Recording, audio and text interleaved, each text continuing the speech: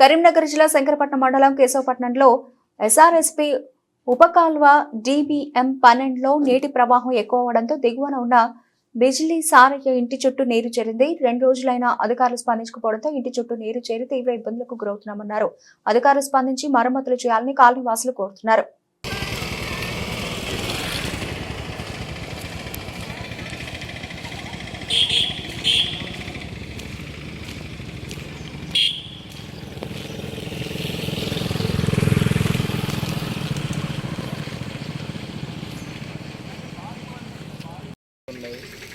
దోమలు విపరీతమైన దోమలు అయితే వస్తున్నాయి.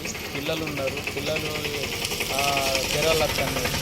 దానికి బాగా ఇబ్బంది పడుతున్నాం. ఈ ఇల్లు ఊరిపోతుంది. ఇటు గదం లోతు నుంచి వెళ్ళి ఉన్నది, అటు గదం లోతు నుంచి నీళ్ళు ఉన్నాయి.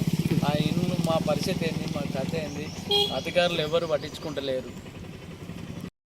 నీ పేరేం పేరే? నా పేరు బిజిలి సారయ్య.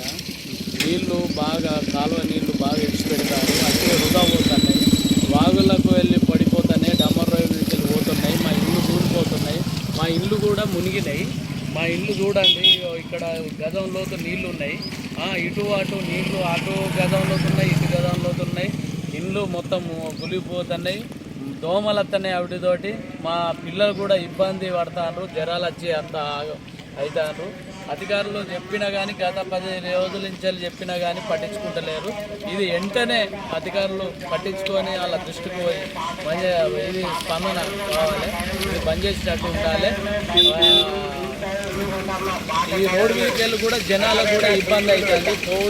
పోడు కూడా బండ్లు జారి పడతాను, డాంబర్ రోడ్డు మీదకెళ్ళి పోతాను. నీళ్లు మునిగిపోతున్నాయి. ఈ ఇల్లు మీదేనా? మొత్తం నీటిలో మునిగింది కదా? నీటిలో మునిగింది. నీళ్ళల్లో ఉన్నాయి కదా, ఎవరిని పట్టించుకుంటలేరు. ఇంత నీళ్ళు ఉన్నాయి, నీళ్లు పట్టించుకుంటలేరు. ఇవి బాగా ఇబ్బంది పడుతున్నాం.